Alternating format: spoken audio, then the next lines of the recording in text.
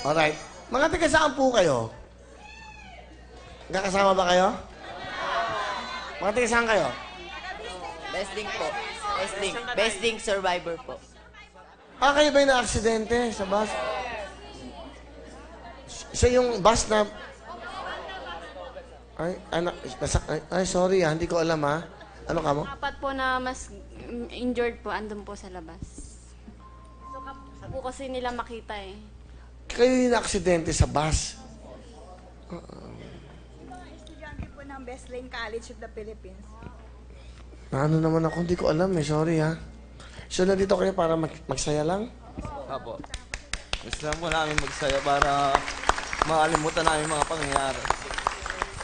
Bigyan mo lahat ng jacket Estudyante yung iba. Ito malaki to. Asan yung apat? Injured ba? Nakakalakad ba sila? Hindi. Okay, sige, dahan-dahan Hali kayo. Bakit nandun sila sa labas? Bakit? May injury. Okay. Oh, sorry Hali kayo. So, sila po pala yung aksidente dun sa bus na So, lahat kayo nakasakay sa bus? Sige, Okay, dito po lang. Dito lang kayo. Kaya ba? Na ko? Sorry hindi ko talaga alam. Sino pinaka-leader nyo?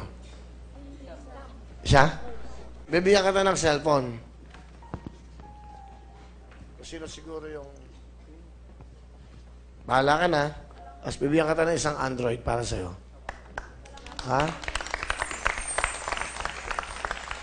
Sa inyong lahat, eto, regalo ko ng WBR. Regalo to ng Wawawin.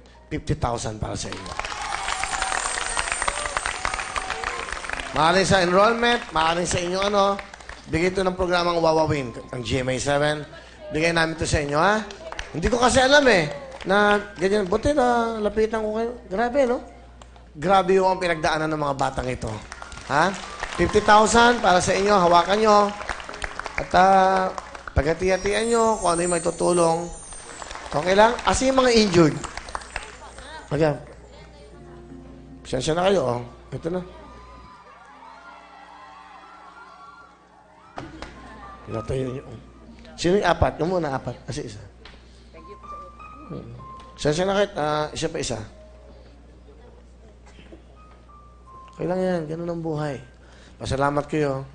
Andito kayo ngayon. Di ba?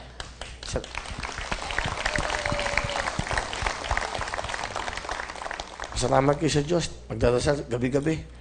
Yung pasasalamat na yun ang pinaka-importante. At sa mga naulila at mga magulang po naulila, nakabukas ang programang ito para maging masaya kayo. Kahit isang araw lang.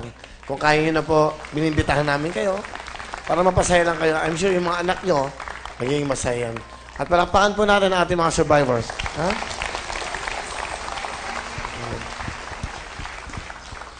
Kita mo yung cut? Tapos na yung show Tapos na Ewan ko, bakit bigla akong napapunta ron?